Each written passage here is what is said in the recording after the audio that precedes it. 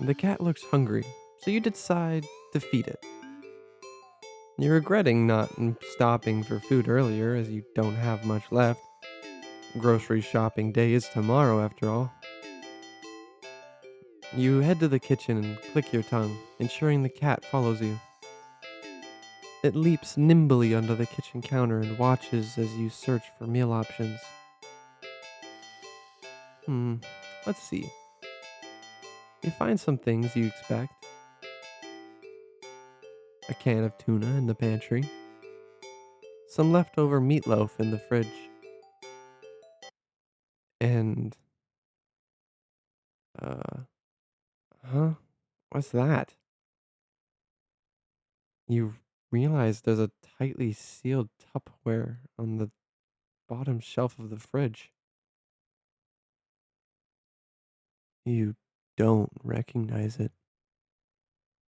Foul odors leaking from the container. Whatever's inside can't be safe for human consumption.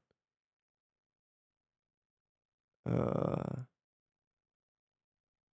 but the cat seems excited about it, practically salivating over it. Still, you're the caretaker here. You're the one who needs to decide what's best to feed a hungry cat.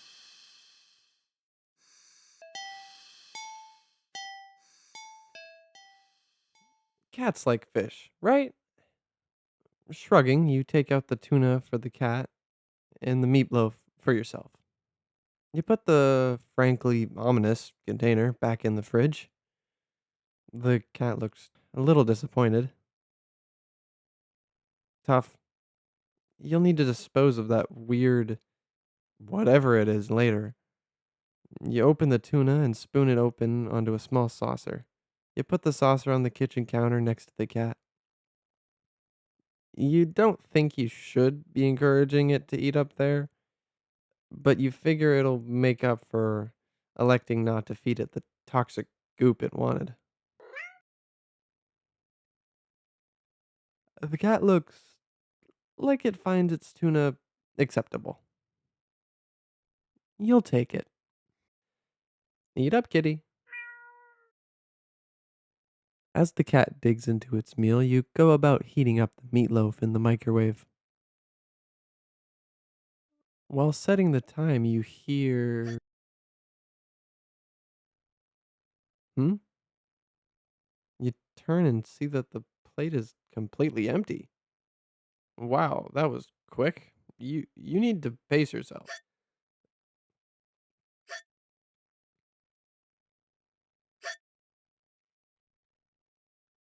But what the? You watch baffled as the cat continues to hiccup, causing little bubbles to float out of its mouth.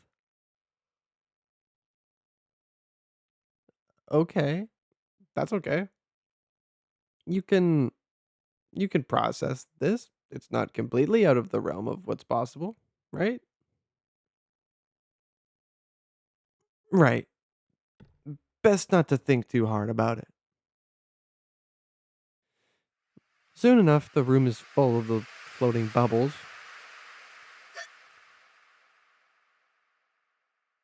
The cat releases a final tiny bubble before yawning and laying down right there on the counter. Well, I'm glad you enjoyed it. The bubbles haven't left the room or popped. They seem to be pretty resilient.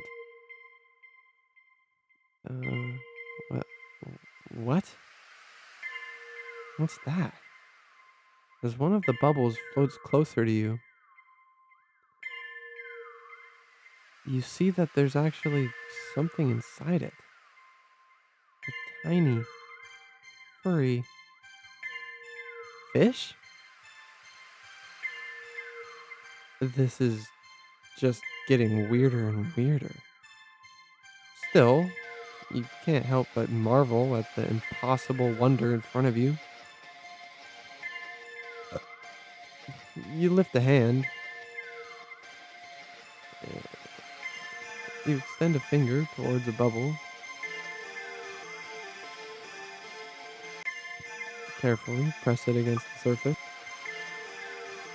Ah! The little fish inside lashes out, viciously sinking its tiny fangs into your finger. It doesn't really hurt that much at first, but then. Mm, ugh, ah! Ow! What?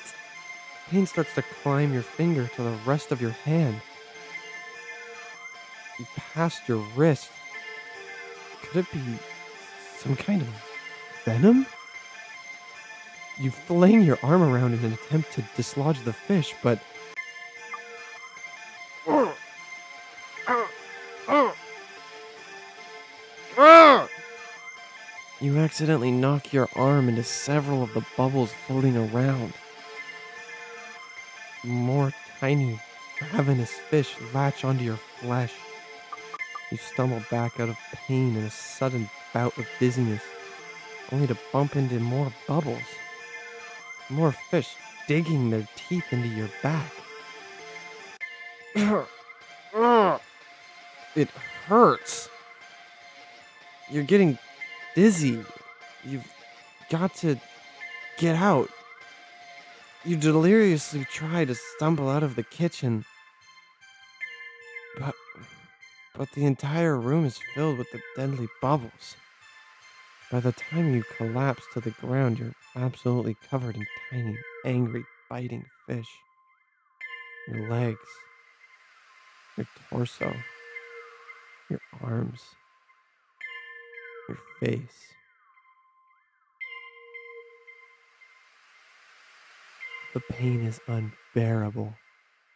You can feel it in your skin, in your teeth, in your eyes, in your hair, and it's so consuming you can't even feel yourself convulsing or crying.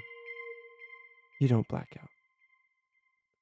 Your eyes are still rolling up into your skull when you gasp out your last breath. Ending 8. Fish out of water.